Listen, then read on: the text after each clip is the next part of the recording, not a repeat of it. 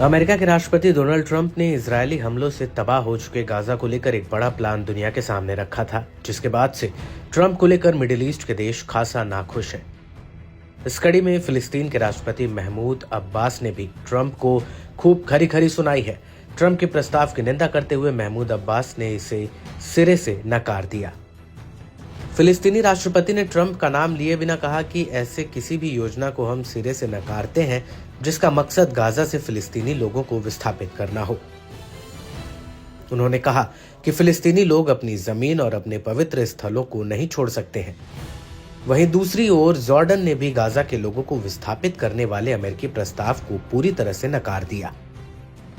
Jordan के विदेश मंत्री ने कहा कि जॉर्डन का रुख इस मामले में बिल्कुल साफ है। गाजा के लोग अपनी जमीन से बेहद लगाव रखते हैं और उनके लिए उसे छोड़ना मुमकिन नहीं है। बता दें कि इजरायली पीएम नेतन्याहू के ही मकसद को आगे बढ़ाते हुए ट्रंप ने गाजा के लोगों को गाजा छोड़कर मिस्र और जॉर्डन जाने का प्लान बनाया था। ट्रंप ने मिस्र और जॉर्डन से कहा था कि उन्हें गाजा के अधिक से अधिक फिलिस्तीनियों को अपने देश में शरण देनी चाहिए। हमले के कारण गाजा में एक बड़ा मानवीय संकट देखने को मिल रहा है। ट्रंप के इस प्रस्ताव से इजरायल खुश था, क्योंकि ट्रंप नेतन्याहू की ही राह पर चलते दिखे थे।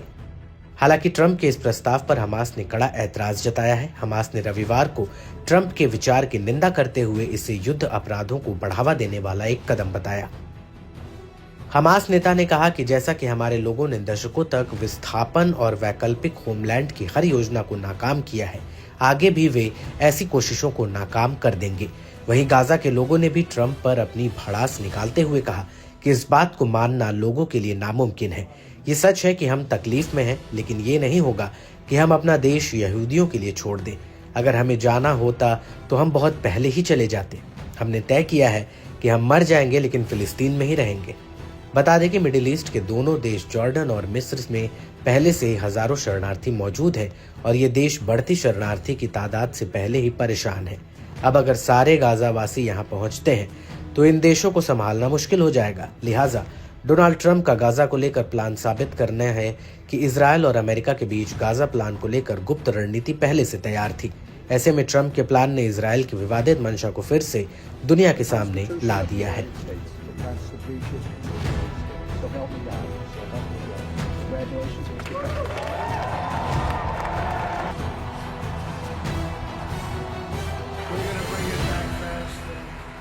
So we're going to sign executive orders first.